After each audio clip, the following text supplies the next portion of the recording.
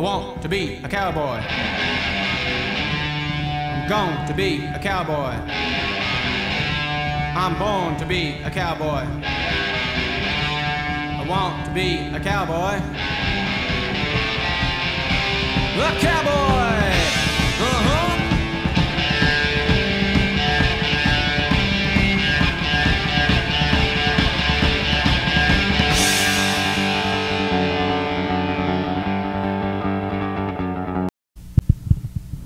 Welcome everyone to the Ted and Teach Show. I'm Ted. I'm Teach. And we're a local MMA podcast talk show. Something like that. Yeah. And we are talking about the top 4 fighters from 3 weight class divisions and stuff. Yep. We chose these guys out of they're non-UFC fighters. They've never been in UFC. So there were some of them were from out of state. We chose ones that had at least 3 fights in North Dakota. Yeah. So we know that they'll actually come back and fight in North Dakota again. If we would have used UFC fighters, anybody like Leo Kuntz, well, he's in a contract with UFC. He can't fight anyplace else. Yeah. So it doesn't work. Or Timothy Johnson. So we couldn't use those guys. So they're not going to be on our list. Yeah. Sorry, dude. Yeah, we. Just going through the list and stuff, some of these guys, like I said, they're not North Dakota fighters, but, you know, they've beaten some of our guys, and that sucks, man. But at least it gives us a chance to get, you know, pick them back up when they come in. You know, some of them were belt holders, so we had to put them in as the top in that division. So, all right, we'll start out with 145 pounds, and we'll start out with Jordan Griffin. He's 11-4. Jordan, he is the belt holder for DFC. Yeah. Yeah, he beat Cameron Ramberg with a unanimous decision. It was a grueling, long battle. Yeah. Yeah, he's a good fighter. He's athletic. Just from watching some tapes, I thought he was maybe some Greco-Roman. Yeah, it kind of looked that way. Yeah, he loves to put them on the back of their neck and stuff, and I don't know, maybe just like slamming them that way when he gets behind them. Yeah, I know he has some jiu-jitsu. If you go online, you can see that he does jiu-jitsu tournaments. And he's athletic. He's strong. I mean, damn, you know, those are two hard things to beat and stuff. Watching some of our fighters and stuff, I was just telling you tonight, I think a lot of our fighters, I don't know if it's just cardio. I mean, if it's just you need to go just another extra mile or what the hell it is. But, yeah, this guy doesn't look like he gets tired. He looks like he tears you up. He's got phenomenal cardio. Yeah, he's on you. I'm like, fuck, man. He's, you know, if he beat Ramberg, I know that was a grueling battle. I thought it could have gone either way, too. It didn't look like he beat the crap out of Ramberg, but he did give him a run. Yeah, it looked like he was mainly just doing enough to win the belt. Yeah. He didn't really want to get caught up in Ramberg's wrestling, you know. Yeah, because Cameron can wrestle and stuff, and he doesn't look that great, but, yeah, I don't know. Yeah, he is going to fight for the KOTC 145-pound belt here in November against Justin Lickness. And Justin Lickness is on a 5-fight win streak right now. So. Yeah. He's a little unorthodox. We don't have him on our list, but he's a little unorthodox. He's not on our list because Casey beat him. So yep. He beat him out of the 4th place spot. Yep. So. Yeah, sorry, dude. You don't win that one, man. And our next one is going to be Dan Kaiser. He's Impact Fighting Championships belt holder for 145 pounds. Yeah. Yeah, he's pretty tough too. He's a tough guy and stuff. I don't know. He can definitely take a lick and keep on ticking, man. Yeah, he's durable. I'll give him that, man. He just fucking looks like like the Hulk. Looks like he just gets pissed after a while. Maybe he just likes getting hit, and then when you hit him in the right spot, he just blows up on you. Yeah, he looks like he's more of a stand-up fighter. You know, He does really good with stand-up. He hits the ground. That's where he really struggles. Dan, I know he is retired, and he won't be back again, unfortunately. You know, he ended up with an injury in one of his fights and ended up being hospitalized. And You know. Yeah, that's unfortunately that's a bad ending to a career. Yeah. And it looked like he really wanted to make MMA as his career. It's hard. Your body takes, can take a lot of beating, but when it's had enough, it lets you know. Yeah, definitely.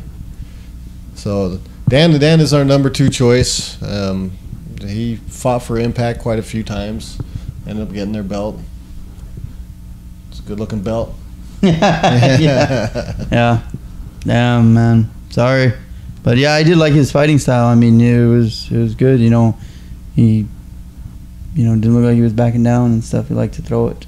Yep, he definitely came forward and kept coming forward. Yep. It's a good fighter.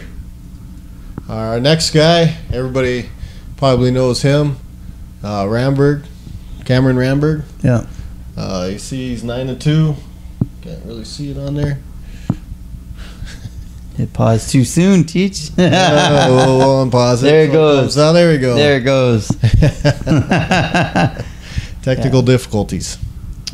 Ramberg, we all, like I said, everybody knows Ramberg. He was DFC champion for a while until Jordan Griffin took it from him. Yeah. I would really like to see Ramberg pick up his hands, start learning how to use his hands a little more, quit relying on wrestling so much. Because, if you can get him to the ground, Ramberg destroys his guys. Unfortunately, if the guy is very responsive, light on his feet, can react to everything that you do, keep you from getting a takedown, you got to have those hands, you got to have them legs. I think I didn't like the bouncing a lot. I mean, I'm not saying that I'm any better at it, but it just seems like you waste a lot of time bouncing around sometimes. Just calm down, just kind of. A lot of that is they get into a timing and a rhythm. Yeah. And that's what they kind of try to stay in, is that timing and rhythm. One thing I did notice is that Ramberg straightens his leg out when he's not about to do anything. I mean, he'll completely lock that lead leg out, but when he's about to do something, he'll actually bend it. Yeah. So it is kind of a tattletale sign then when he's about to do something. Yeah, I just meant, like I said, I just think sometimes, like you always say, like, conserve energy, try to come forward. I mean, there's no reason to get into a rhythm that way. I mean, let the hands talk. I mean, be the fucking lion, stalk them, go in there, fucking knock them out when you feel like the pressure is, coming and stuff. But just looks like a lot of times, like, it's coming. You can see it coming. I would just kind of wait. I'm pretty sure Jordan Griffin's camp saw the same tattletale I seen in Ramberg and took advantage of it. That's what it looked like to me as I was watching the fight. Nobody wants to wrestle with him. They know already, like, shit, don't get on the ground with him. Just try to avoid him, get back up, And make it a stand-up war. Yeah, make it a stand-up war, and he's got power. I mean, we know he's got power and stuff. You stand in front of him, he's going to hit you hard, but I don't know, man. I don't know what you can do, turn it up, maybe get a motor on you, attack. Yeah. I mean, I don't know. As a coach, for me, I would probably just really work on putting together 3 and 4 punch combos instead of 1 and 2. Yeah.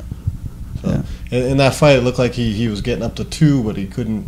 His feet were behind his hands, so he couldn't get that third one in. Yeah. You know what I mean by that? Yeah.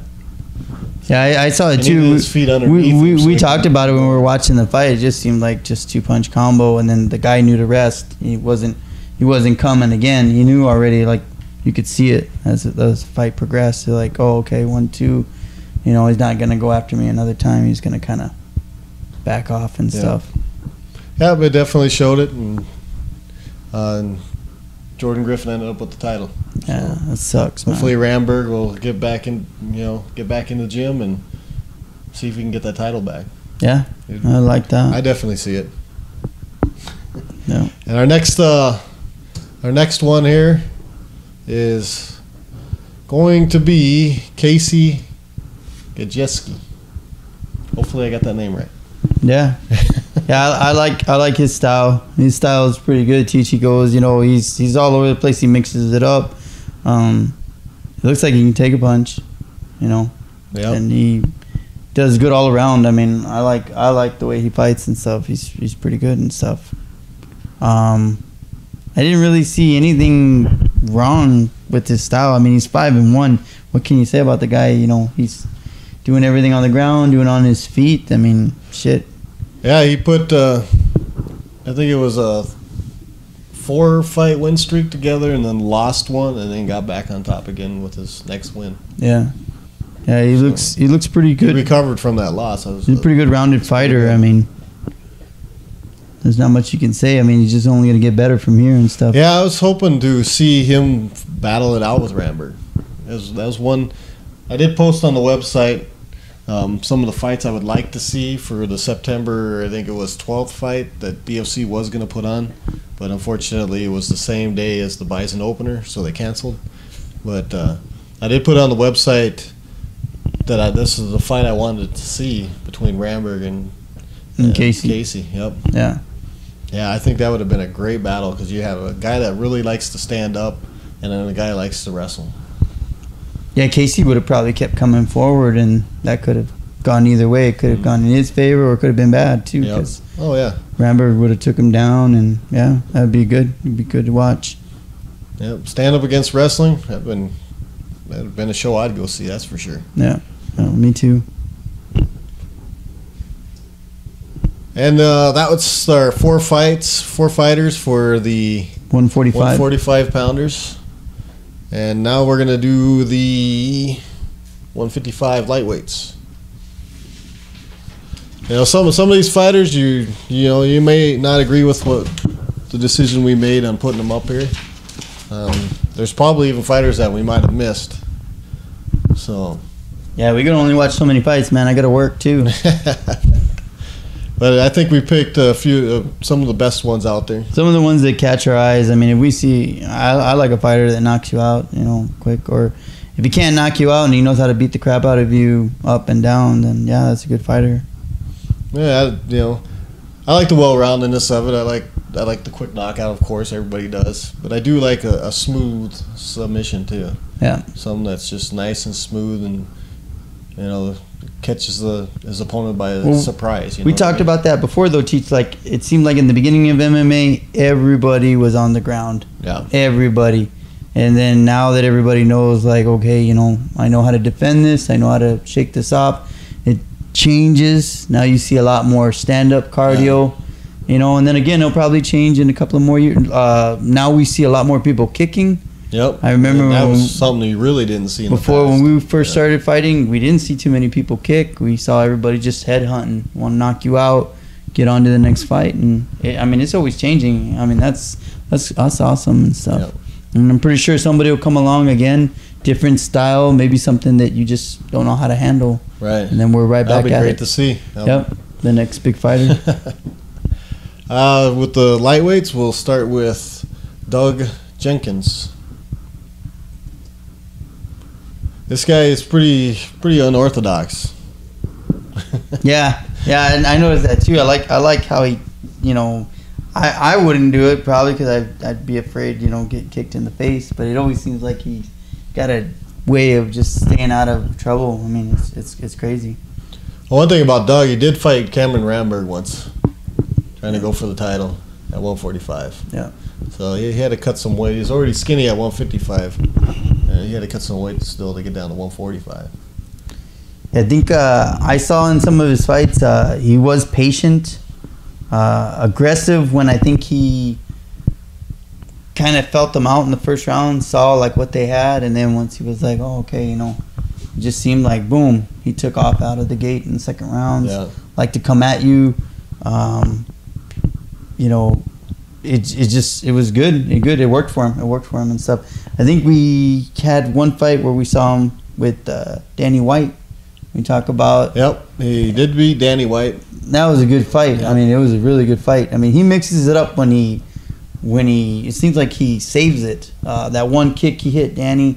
Oh, I thought Danny was gonna go out, but no. Danny kept his composure, came back at him, and was like, I hadn't seen at all Jenkins kick, and then he. Yeah, comes out of nowhere and he pops him. So I was like, damn, the dude can kick too. So he caught him, whether it was luck or it was just good timing, it was a good fight. Yeah, that definitely was. that all you got on Jenkins? Yep, that's all All I right, got on we'll Jenkins. move to the other guy that you were talking about. We're going to move to Danny White. As you see, these guys got similar records. We chose Jenkins because he did beat Danny White. Yeah. So we couldn't put Danny White above him. Yeah. And Danny's a good fighter too. I mean, damn, I like his style. Aggressive. Everything looked crisp, looked clean. Yep. You know, if Doug was hard for you, it's because it was kind of awkward. It was kind of awkward, and he doesn't look like much. He didn't look like much, but yeah, not to take it away from Danny. Both fighters like long, grueling fights. Yeah. I mean, most of their fights go 2 and 3 rounds every I time. thought Danny was gonna pound him when he got him to the ground. I saw Danny get him to the ground, and I was like, all right, he's just gonna fucking mop him because he looked, you know. Yeah. And then no, he must have been just as tired as Doug was. Just tired, man. And one thing I wanted to put Danny above Doug because of the experience that he has with going with different promotions like Resurrection Fighting.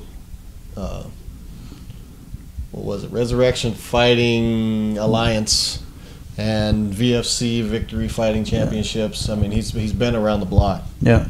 So, unfortunately, he had to lose that one fight to Doug, so I had to bump him down. He's got good hands. I mean, I saw him catch Doug a couple of times, and I thought it was going to be done, but you know, he just seemed to battle his way back. And Danny's a good, well-rounded fighter. He'd take you to the ground too. Looked like he was putting pressure when it needed to be pressure, and it just didn't go his way. Yep, what was that? It was a 4-round fight, wasn't it? Yeah, I think it was a 4-round fight. Two grueling fighters, man. Both of them guys like to take it the distance, and it's not all about finishing their opponent in the first round. It's about beating their opponent up for a while. Yeah, they both looked like they, when there was somebody that looked like he was going to go down, they were right on him. The guy weathered the storm, came back, changed tactics. I mean, it was a good fight. Yep. Our next one is Sam Garrett. Sam Garrett is a 3-0 fighter. And I know there's probably a lightweight out there that's got a better record, a higher record, but since he's 3-0, he's undefeated. He did beat our 4th guy that we have on for the lightweights, Marshall Martin. He did beat him. That's one of his wins out of the 3-0. Yeah. And, yeah, I don't know about that one, Teach. Like I said, I did like Marshall a lot. Sam's only 3-0. Marshall's like, what? Was he 25 and 26 or 23 and 16? Yeah. And, yeah, you know. But he still beat him. Yeah, he beat him and stuff like that. He's a good fighter. I mean, you saw him. He moves around. He looks like he can throw. Yeah, he definitely goes for that takedown over and over and over. He's putting pressure all the time on you and stuff like that. I did see Marshall in that fight. You know, he tagged him a couple of times, and I mean, give it to Garrett. You know, he took a lot of beating too. Yep. And stuff. He just kept driving for that takedown over and over and over in that fight. Yeah. And maybe that'll wear you that's down. something. That'll wear you down. Yeah, quick. maybe he saw that on Marshall, but yeah, I didn't. I thought it could have gone either way, but yeah, Sam got the win and stuff, and he's a good fighter. He moves around. He makes it hard for you to tag him too. Yeah. And then he's just constantly putting pressure on you and stuff like that. So, yeah, hats off to him and stuff. Like you said, at 3-0, you can't argue. And this, let's hope we can see him again, because I think it's been a year or so since he's fought last. So let's hope he didn't say, "Hey, I beat Marshall Martin." Changing his ready to call it quits. We don't want that. We'd like to see him back in the cage. Yeah, that'd be cool. Be cool to see what he can do. Maybe he's changing his game. Maybe he's taking a break and trying to could change it up. Yeah, trying to improve his stand up, and because everybody else is watching your tapes. Submissions. Why not? Yeah, why not just kind of, all right, let me do something different. Let me come back out and be a little bit different. Yep. Hopefully, let's hope he comes back. And then we're gonna talk about Marshall Martin, the guy that Sam Garrett had beat. Yeah, that's you're beating a guy that has 40-something fights. Yeah, I can't remember how many 37 videos. fights, I should say. How many 37. videos I heard of everybody praising 39. Marshall and stuff and saying, you know, golly, you know, if he would only do this, if he'd only do that and stuff. But he's a good fighter, and yeah, he's definitely a good fighter, and I've seen him fight a couple times, and it looked like he was always in control of that cage when he was in there. You know, I didn't see any of the fights that he lost, except for what was on video. yeah, But when he even in the fight he lost to Garrett, it looked at through the whole thing that he looked like he was in control, very comfortable being in the cage. I mean, something you really look in for a fighter. yeah. That's what you want to see out of your fighters. Yeah. Just smooth, calm, in control. But then, just from my opinion too, like maybe we talked about this that one time too. There's some people that go in there and their mindset just changes. They become a totally different person. Maybe more aggressive, maybe out of control, crazy, psycho. They're gonna rip your head off and stuff. Some guys can't do it. Yeah. Some guys are just like, they're too calm. He's a nice guy. Yeah, he's a great definitely guy. a nice guy. Nice guy. Very quiet demeanor to him. Yep. And he probably could, you know, piss him off, probably rip your head off and stuff. But, Yeah. you know, going in there and stuff, I do it too. I know I do it too. I mean, just looking at the other fighter across the ring and stuff, I ain't got no personal. It's a fight, but somebody on the street tells you something different, then you're more aggressive than Yeah, it's personal. cage. It's personal, yeah. But everybody that I've heard, you know, oh man, you know, Marshall's a good fighter. He is a good fighter. I've sparred with him. You've sparred with him. Yeah. And the guy is good. It was fun. Yeah.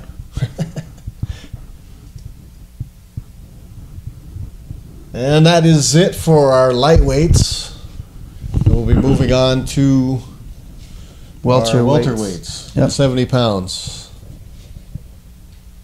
If I can turn my piece of paper over. All right, this one has a little story behind it on how we picked these. We'll do this one here a little different so we can let people know the order. Kuchelon, we put him on top, even though he's only 5-2, because he beat Jose and he beat St. Clair. Yeah. All right. Then we have Tat. Okay, Tat beat Dane, but he lost to St. Clair. All right. Then we got Jose. Jose lost to Kuchelon, of course. And then we got Dane that lost to Tat Romero. Yeah, So, yeah, it has a little... There's a little story behind our method of madness, but that's the way we saw it. If this guy beat you, then, you know, he's going to be up there, even though he lost to maybe somebody you beat. Just sucks. Just the order of things. Now, if we saw him lose to somebody else, we'd have picked somebody else. Yeah. So we got here Kuchelon, 5-2. Okay, this guy can kick, man. I saw him suck the wind out of a few people with his kicks. He's Totally another changed the fight. athletic fighter, aggressive. He can kick you hard. He can throw with you. I mean, he's pretty strong. Pretty strong from what Yeah. I saw with wrestling. And this guy, I saw him when he kicked St. Clair across the belly, man. You just totally saw the fight change at that point. Yeah. And he just started sucking wind right after that kick. Yeah, but that one fight too that we saw him fight, who the hell was it, Cheech? Oh man, why am I even blank? It was that Leo, wasn't it Leo? Leo Kuntz? Yeah, Well, you're talking about a guy that's an elite guy. I mean, yeah, he's going into his second fight in the UFC. yeah. So. No, but I mean that was a good fight. I mean, if you saw how to beat Kuchelon, it was that fight because once Leo pushed through those kicks, I mean, he cut the distance. He wasn't waiting on the end of those Right. kicks. He cut the distance. He went right at him. So most he looked like he was getting was, you know, maybe that. He took some heavy shots to get Yeah. in on that one. He did either that or he Takedown. took away that power from Kuchelon. Yeah. Kuchelon, on that takedown that you're talking about, yeah, Kuchelon popped him in the face hard. Yeah. man. And he did ground and pound him too. We did see him pound. I mean, not to take away from Kuchelon, because, you know, he did try his best. That was a hard fight. Yeah. So, but there is a formula to beat him.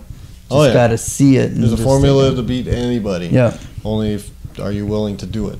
Yeah. So 5-2. Yeah, he's up there. He's up there with the best. Yep. And our next one will be, everybody knows this guy, Cat the Mean Beam Romero. He's been very popular around this area for quite some time. Yeah. Yeah, he's got power. He's like a little tank, and he goes forward. Yep. He's one of our Facebook friends, and the guy has been training jiu-jitsu like a madman lately. That's good. I mean, it goes right along with how he fights, and yeah. he likes to be on the ground, so yeah. Why not do jiu-jitsu while you're down there? Yeah, he attacks, and I know he likes to push guys around and push them up on the fence, and then maybe he's just looking to put you in a spot where he can break something. Yeah. Finish the fight instead of just always ground and pounding and going through long, grueling fights. Now it looks like he wants to do some finishing stuff. Yeah, he looks like he likes to just beat the shit out of you for a while and then put you in a spot where you're uncomfortable. Yeah, he's like me. He's short, but cut the distance, try to get you down on the ground. Yep. Or knock you out. And he's got he's got power. He's got power, so. That he does. I mean, he's very aggressive and fun to watch. Yeah. I definitely like watching him fight. Tough guy. Mm-hmm. The next one is another tough fighter. Hit it one more time, Teach. I think I just skipped on you. Stupid thing. I don't know what it did. There we go. Some more technical difficulties.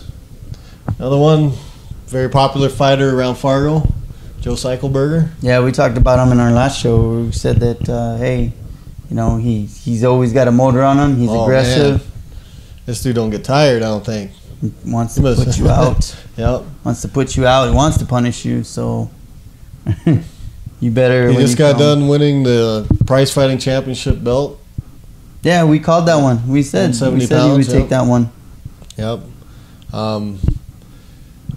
Just in that fight alone, I mean, the guy that he was fighting couldn't keep up with Jose's motor at all.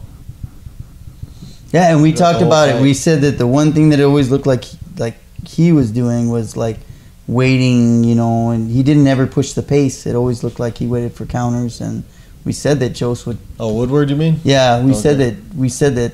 Well, we said that if he was in shape the way he was in that one fight, he'd probably take Jose for a run, but. He wasn't in shape. He wasn't in that shape. Wasn't in that shape at all. Like, damn, man. But Jose was in shape, ready to fight, and he put it to him. Yeah. One thing I'd like to see Jose do is improve his kicking. I would really like to see him do that. I think that'd be an advantage to his way of fighting. Yeah. Yeah. We talked about that too, though. I don't think he's comfortable doing it. Yeah. Well, he threw a couple in his last fight. Yeah.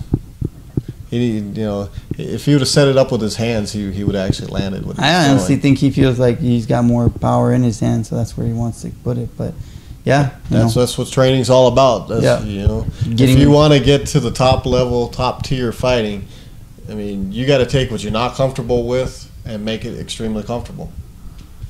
I mean, that's how fighting is. That's mixed martial arts. Yeah. Well, Iceman never knew how to kick. Huh? Iceman never knew how to cook. Yeah, he did. Kick. Did he? I never saw. I never saw him kick. I always saw him knocking people out left and right with his hands, but never saw him with the kick. Oh yeah, he knocked somebody out with a head kick. I have to go back and remember who it was. Yeah, I have to go back and look for that one and stuff. I always. Oh yeah, he knew how to kick. Or Rampage. Rampage. I don't ever see Rampage really kick. He just. And Rampage is where? Yeah, right next to Tito Ortiz. Yeah.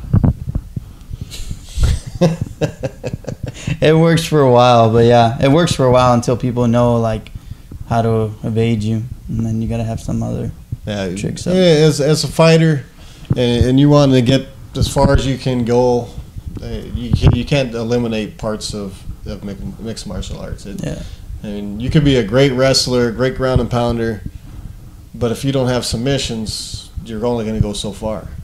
Yep. Yeah, you got to have some more tricks up your sleeve. You know, and as a fighter, you should always be looking to strive to get yourself better somehow, some way.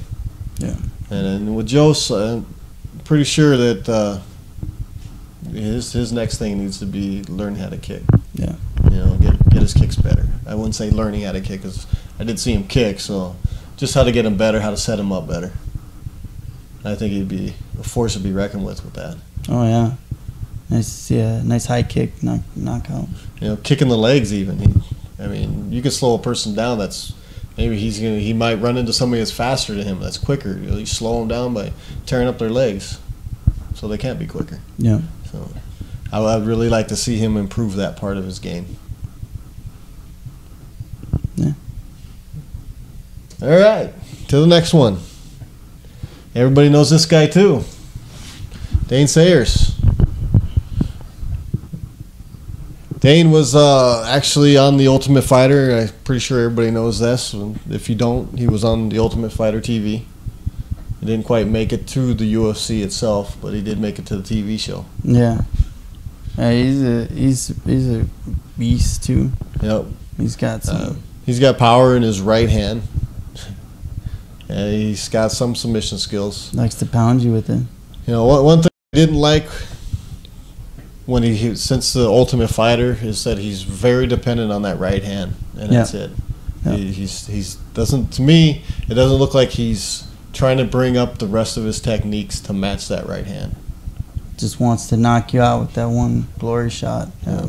And, you know, in his last fight that we've seen, I think that's what hurt him. That's what made it go to a decision. Is he got so stuck on throwing that right hand that he wasn't using any of the other techniques to set up that right hand.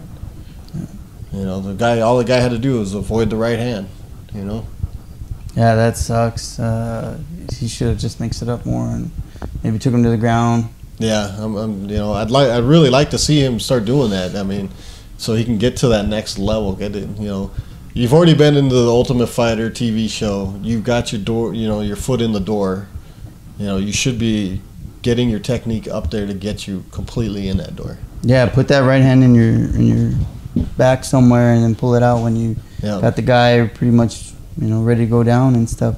Wear him down, break him down. Some of these guys have a lot of heart. They're not going to go down with one hit. Right. You might get lucky on a couple of them and stuff, but not everybody's going to go down with just one shot.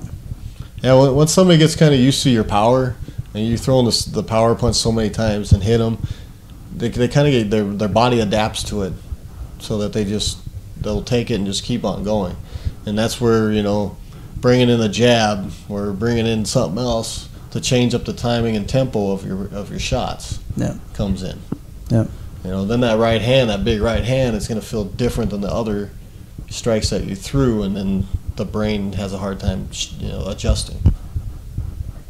Yeah. So you could set up his knockout punch a lot easier if he steps up his game and starts bringing his other techniques. Yeah, especially if people are worrying about other stuff. You know, shit, is he gonna take me to the ground? Is he gonna beat me down? Yeah. You know, then all of a sudden that right hand comes out as a big surprise. And if you notice, he doesn't. What I've noticed is he likes to do the stand-up part. He's not mixing up the takedowns and doing ground and pound and stuff like that. You know, it's mixed martial arts. You really got to start making your whole game, you know, part of all your techniques. Yeah. I mean, clinch, ground, everything. So hopefully Dane will pick that up, because I would like to see him make it, you know, all the way through that door, get into the UFC. Yeah, he made it that far. He could probably go even further if he does some other stuff. Yep. If he picks up that game and really trains it. So it's been, I don't know, when was that fight he did last? Has it been about a year? I was gonna say a year and a half. Has it been that long? I thought it was a while and stuff. Yeah. We don't really hear too much. Hopefully he's, you know, in his gym and bringing up the rest of his techniques to match that right hand. So that'd be great. Yeah, I agree with you, Cheech. Well, that's what we have for our 4 fighters in each weight class. Our next one will be doing the heavyweight, light heavyweight, and middleweights. Yep. So we might even have to squeeze in the was it bantamweight? You know, we don't want to leave Jeremy Stetz out. And if you guys disagree, you know, hey, message us. Let us know. You know, who do you think should be up there? You know, maybe we'll redo our show and come up with another list. But you gotta make a point. Don't just tell us, hey, we think it should be this guy. Because make a good point. Make a good point. You know, maybe we just missed somebody. There's a lot of fighters out there. It's hard going through. I mean, just me sitting down going through every fight. It's hard. Yep. It's hard. We don't make it to every fight. So we don't go all the way out to Wisconsin to Colorado and stuff. You know, we got to watch everything on YouTube just like you guys do. We got to know, hey, you know, why should, you know, Sam be ahead of Danny White or something? You know, we got to know. Yep. Yeah, yep. Definitely leave your feedback if you have anything you want to add to it. Yeah. But that was our show for the day. Yeah, we hope you guys out there, North Dakota fighters, do us proud and stuff. Remember to keep your hands up And fight on. Fight on.